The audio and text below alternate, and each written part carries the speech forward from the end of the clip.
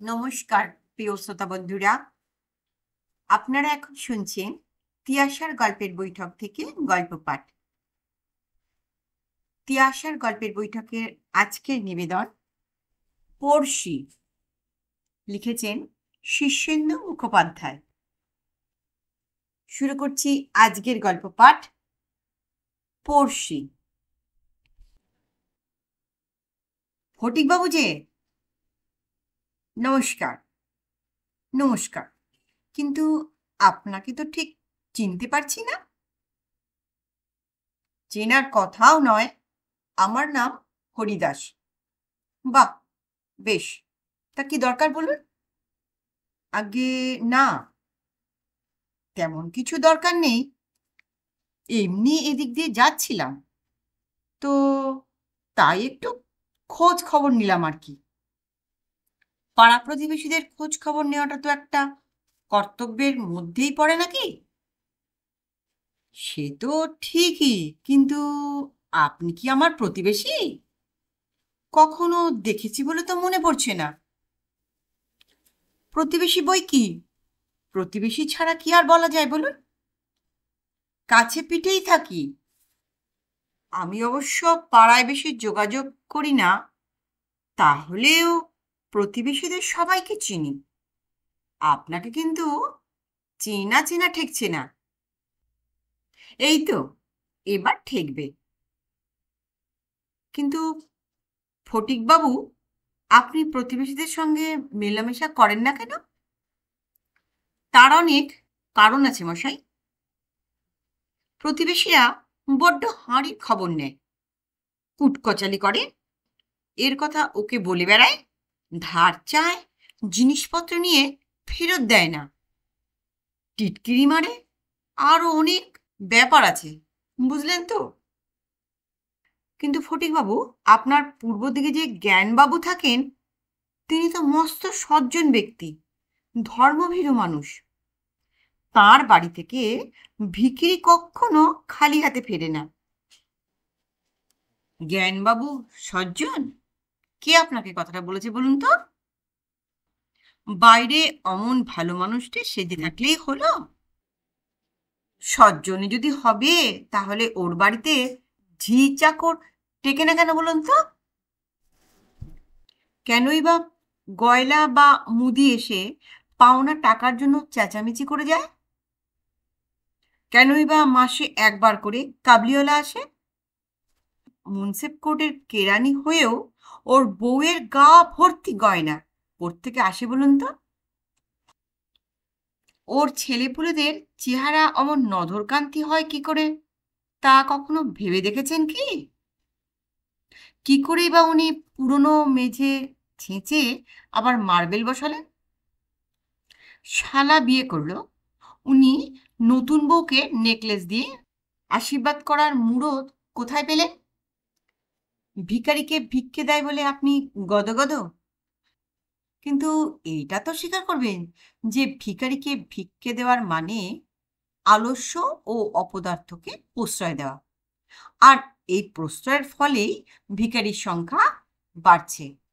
না ফটিকবাবু, জ্ঞানবাবু সম্পর্কে এত গুপ্ত কথা আমার তো জানা ছিল না। এসব শুনে মনে হচ্ছে জ্ঞানবাবুকে যা ভেবেছিলাম বোধহয় তা নয়। মোটেই নয় মশাই, মোটেই নয়। গভীর রাত অবধি দেখবেন ওর ওই চিলেকোঠার ঘরে আলো জ্বলে, খুট খুট শব্দ হয়। আমার দৃঢ় বিশ্বাস ওখানে চোরাই কোনো কারবারের ঠেক আছে, হয় স্মাগলিং, নয়তো ড্রাগ বা ওরকম কিছু। একটু ঠেকায় পড়ে শ৫ টাকা ধার নিয়েছিলাম, তামশায় বছর ঘুরতে দেয় না, তাগাদার উপর তাগাদায় অস্থির করে ফেলল। পিছনের বাগানের বেড়া বাঁধতে গিয়ে ওর বাড়ির দাটা একটু চেয়ে এনেছিলাম, ফেরত দিতে দিন ৭ দেরি হয়েছে বলে জ্ঞানের বউ কত কথা শুনিয়ে গেল। ওর বড় মেয়ের বিয়ের একটা সম্বন্ধ হয়ে হয়েও হলো না, এখন বলে বেড়াচ্ছে আমরাই নাকি ভাঙচি দিয়েছি। জ্ঞান যদি সজ্জন হয়, তাহলে রাবণ রাজা, হিরণ্যকশিপু বা হিটলারও সজ্জন, বুঝলেন? তা না হয় বুঝলাম, কিন্তু আপনার পশ্চিম দিকে যে মনোরঞ্জন ঘোষ থাকেন, তিনি তো উঁচু দরের মানুষ, নাকি? বলি, কি দেখে ধারণাটা হলো বলুন তো? গান গায় বলে বলছেন? আগে গান নাকি খুবই ভালো গেয়ে থাকে শুনেছি। বাজারে বিজয় নাকি নাম ডাক্তার, চারিদিক থেকে লোক এসে তাকে টানাটানি করে। পাড়ার ক্লাবে মোটা টাকা চাঁদাও দিয়েছেন বলে শুনেছি। বন্যাত্রাণ তহবিলে 1 লাখ টাকা ঝপাত করে ফেলে দিয়েছেন। আর দুটো গরিবের ছেলেকে নাকি পড়ার খরচ টরচও দেন। দাঁড়ান মশাই, দাঁড়ান। একসঙ্গে অনেক কথা বলে ফেলেন তো। ওসব হাওয়ায় অনেক কথা ওড়ে, বুঝলেন তো? ওই ওরা কথা আবার বিশ্বাস করে বসবেন না যেন। তাহলে কি ভেতরে অন্য কোনো কথা আছে ফটিকবাবু? তার নেই? মনো কত বড় গাইয়ে বলুন তো? কানাকেষ্ট নাকি হেমন্ত না মান্না, তাদের পায়ের কাছেও বসতে পারবে? আমার একটা বন্ধু তো বলেই গেছে, ওর গলায় মোটেই সুর নেই। আমার বউ সংসারের জোয়াল কাঁধে নিয়ে আর রেওয়াজের সময় পায় না, তা না হলে এতদিনে লতা আসার কাছাকাছি পৌঁছে যেত। গীতশ্রী টাইটেলটা তো আর মুখ দেখে দেয়নি।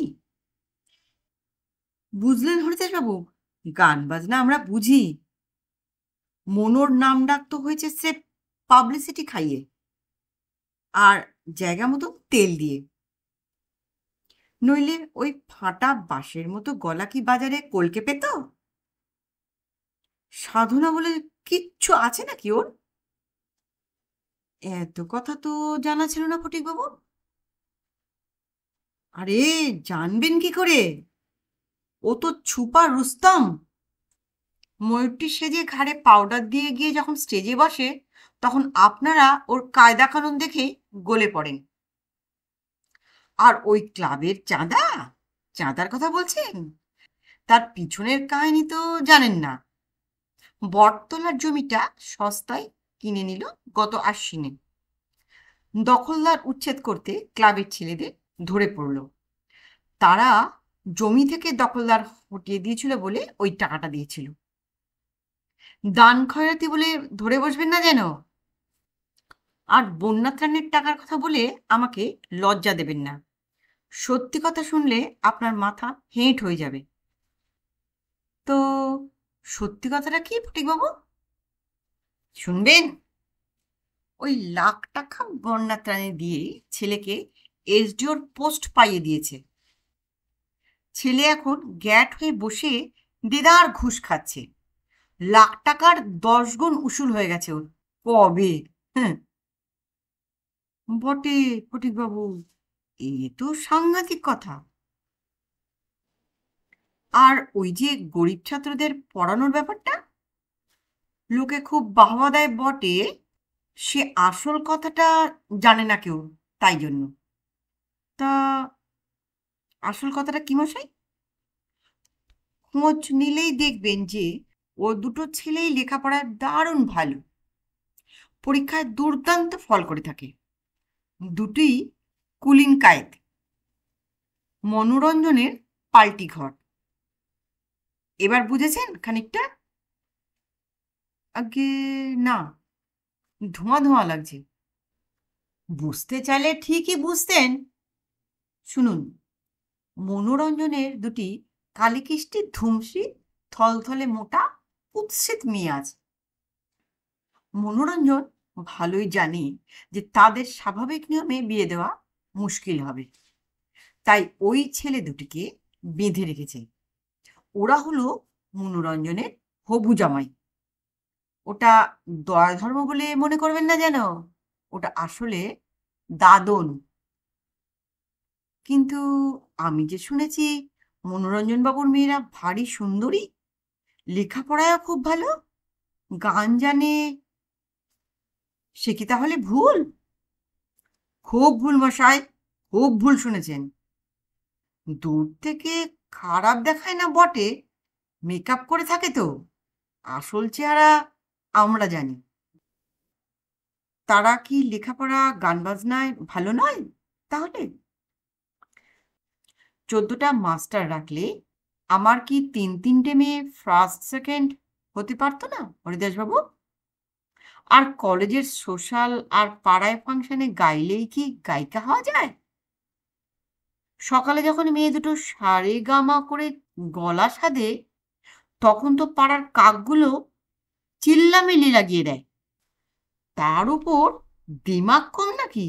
আমার 3টে মেয়ে তো ওদেরই প্রায় সমবয়সী। আগে বেশ যাতায়াত ছিল। মিশতে চাস না? না বলে দিলেই পারিস। তা না বলে সোনার হার চুরির মিথ্যে অপবাদ দিয়ে আমার মেয়ে 3টের যাতায়াত বন্ধ করে দিল। ওই যে দেখুন না, মনুর বাড়ির যে জানালাগুলো আমার বাড়ি মুখো, সেগুলো সব কটকট করে বন্ধ করে রেখেছে। ও, তাই তো বটে। তবে যাই বলুন, আপনার উল্টো দিকের বাড়িতে যে রায়মোহন বাবু থাকেন, এটা একটা সৌভাগ্যের ব্যাপার আপনার। কত বড় পণ্ডিত মানুষ, ইউনিভার্সিটিতে পড়ান, তারপর বিলেত আমেরিকায়ও নাকি লেকচার দিতে যান। এরকম প্রতিবেশী পাওয়া কি ভাগ্যের কথা না? গৌরবেরও তো ব্যাপার। বলি, আপনার দোষ কি জানেন হরিদাসবাবু? আপনি বড় গুজবে বিশ্বাস করেন। তাহলে কি রায়মোহন বাবু তেমন সুবিধের লোক নয়? আপনি কি বলেন? দুপাতা ইংরেজি পড়লেই কি আর মানুষ বদলে যায় হরিদাসবাবু? তাছাড়া রায়মোহনের সাবজেক্ট হলো ফিলোসফি। আপনি বুকে হাত দিয়ে বলুন তো, ওটা একটা সাবজেক্ট? আজকাল ফিলোসফির কোনো দাম আছে? আজকালকার ছেলেমেয়েরা তো ফিলোসফি শুনলে ব্যঙ্গের হাসি হাসে, ঠাট্টা বিদ্রুপ করে। আমি তো শুনেছি ক্লাসে ছাত্রছাত্রী হয় না বলে রায়মোহন ফাঁকা ক্লাসে বসে বসে ঘুমোয়। আর বিলেত আমেরিকা, আপনি কি ভেবেছেন ওকে কেউ খরচ করে নিয়ে যায়? না মশাই, না। ওর এক দাদা বোধ হয় বিলেতে ফিটার মিস্ত্রির কাজ করে। ফিটার মিস্ত্রি? আমরা যে শুনেছি মস্ত ইঞ্জিনিয়ার। ওই তো আপনার দোষ, যা শোনেন তাই বিশ্বাস করেন। ওরকম বলতে হয়, বলতে হয়। আমি ভালোই জানি কালিঝুলি মেখে যন্ত্রপাতি সারায়। তা সেই দাদাই একে ওকে ধরে প্যাসেজ মানি জোগাড় করে ওকে পাঠায়। বক্তৃতা দিতে যায় না তো হাতি। এসে ও ওসব গল্প মারে আর কি, তাই আপনারা বিশ্বাস করছেন। হ্যাঁ, কিন্তু এই যে শুনি রায়মোহন বাবু আমেরিকা থেকে একটা ডক্টরেটও পেয়েছে। আরে, আমেরিকা থেকে তো ডাকযোগেও ডক্টরেট ডিগ্রি আনা যায়, বুঝলেন? তার কোনো দাম নেই। ওসব ডক্টরেট সার্টিফিকেটের দাম ঠোঙার কাগজের চেয়ে বেশি নয়। রায়মোহন বাবুর মতো নিরীহ মানুষও এসব করে নাকি? নিরীহ? কিসে ওকে নিরীহ বলে মনে হলো আপনার? আগে তো আমার সঙ্গে রায়মোহনের বেশ ভালোই ভাব ছিল। রোজই সকালের দিকে ওর বাড়িতে গিয়ে চা চিড়ে ভাজা খেতাম, গল্প গুজবও হতো। তখন তো আর সড়ক বুঝতে পারিনি। একদিন যেতেই রায়মোহন ফুঁসে উঠে বলল, আপনি আমার নামে লোকের কাছে যা তা বলে বেড়ান কেন? নিন্দামন্দ করে বেড়ান। আমি তো অবাক। বলতেন নাকি ফটিকবাবু? শুনুন হরিদাসবাবু, আমি হলাম সত্যের পূজারী। যদি বলেও থাকি তাহলে 2-4টে সত্যি কথাই বলেছি। সেটা কি দোষের? না না না না, দোষের হবে কেন? তারপর কি হলো বলুন? 2-4 কথায় হাওয়া গরম হয়ে উঠল। রায়মোহনের বউ আর ছেলেমেয়েরাও সব জোট বেঁধে এলো। তুমুল চেঁচামেচি। আর কত বড় স্পর্ধা শুনবেন! রায়মোহন আমাকে ঘাড় ধাক্কা দিতে দিতে বাড়ি থেকে বের করে দিল। বলেন কি? তাই তো বলছি, নিরীহ বলে তকমা লাগালেই তো হবে না। সব মানুষের ভেতরেই জন্তু জানোয়ার থাকে। আগে সেটা তো খুব ভালোই বুঝতে পারছি। রায়মোহন বাবুকে আমি ভালো লোক বলেই জানতাম। আরো ভালো করে জানুন, তাহলেই দেখবেন ভালোর খোসা ছাড়িয়ে আসল রূপটা বেরিয়ে পড়বে। সেই ঝগড়ার পর আমার ছোট ছেলেটার হাত ফসকে একটা ঢিল গিয়ে রায়মোহনের বাড়ির একটা কাঁচ ভেঙে দেয়। তার জন্য কেউ থানা পুলিশ করে কখনো শুনেছেন বলুন তো? ছেলেটা তখন খুব ছোট্ট ছিল বুঝি? হরিদাসবাবু জিজ্ঞাসা করলেন। ছোটই তো, বছর কুড়ি বয়স হতে পারে বড় জোর। মোটে একটাই ঢিল মেরেছিল বলে উনি পুলিশ ডাকলেন? হরিদাসবাবু জিজ্ঞাসা করলেন। শুনুন, বেটা ছেলেদের কি আর অত হিসেব থাকে? একটার জায়গায় দুটো বা তিনটে হতেও পারে। ওরা পুলিশকে বলেছিল কি জানেন? বলেছিল আমরা সবাই নাকি ইট পাটকেল জোগাড় করে রাতের অন্ধকারে ওদের বাড়িতে হামলা করি। আর পাড়া প্রতিবেশীর কথা বলছিলেন না? তারা সবাই আমার বিরুদ্ধে পুলিশের কাছে সাক্ষী দিয়েছিল। কত বড় অন্যায় বলুন তো? অন্যায় তো। তারপর তাতে কি হলো? দেখুন, যে যাই বলুক আর করুক, আমি সর্বদা ন্যায় আর সত্যের পথ ধরেই চলি। পুলিশ আমাদের সবাইকে ধরে নিয়ে গেল বটে, কিন্তু কিছুক্ষণ পরেই বুঝতে পারলো যে তারা ভুল করেছে, তাই ক্ষমা চেয়ে ছেড়ে দিল। হরিদাসবাবু বলল, হ্যাঁ, আমি জানি। তখন ওই থানার ওসি ছিল আমার শালাবাবু। আমার শালাও বলে ফটিকবাবুর মতো কোনো লোক হয় না। আপনি নাকি পুলিশকে মিষ্টি খাওয়ার জন্য 5,000 টাকা দিয়েছিলেন। হ্যাঁ হ্যাঁ, ঠিকই বলেছেন, খুশি হয়েই দিয়েছিলাম। দেখলাম আমাকে অ্যারেস্ট করে ওরা খুবই অনুতপ্ত, সবাই মন খারাপ করে বসে আছে। তাই বললাম আর কি, একটা ভুল না হয় করেই ফেলেছ, তাতে আর কি, এই নাও তোমরা সবাই মিলে মিষ্টি খাও। তাতে পুলিশের মুখে হাসি ফুটল বুঝি? হরিদাসবাবু বললেন। হ্যাঁ, একেবারে গোলাপ ফুলের মতো ফুটে উঠল। আপনি সত্যিই খুব ন্যায়নিষ্ঠ লোক দেখছি। সত্য আর ন্যায়ের দীপ্তি আজকাল লোকে সইতে পারে না, বুঝলেন তো হরিদাসবাবু? আর সেজন্যই কেউ এখন আমার কাছে আসে না। কথা কইলে মুখ ফিরিয়ে নেয়। লোকে বলে আমি নাকি একঘরে। আসলে তো তা নয়। আমার নীতি হলো ওই যে কি বলে, একলা চলো রে। হরিদাসবাবু বললেন, অতি সত্যি কথা মশাই, অতি সত্যি কথা।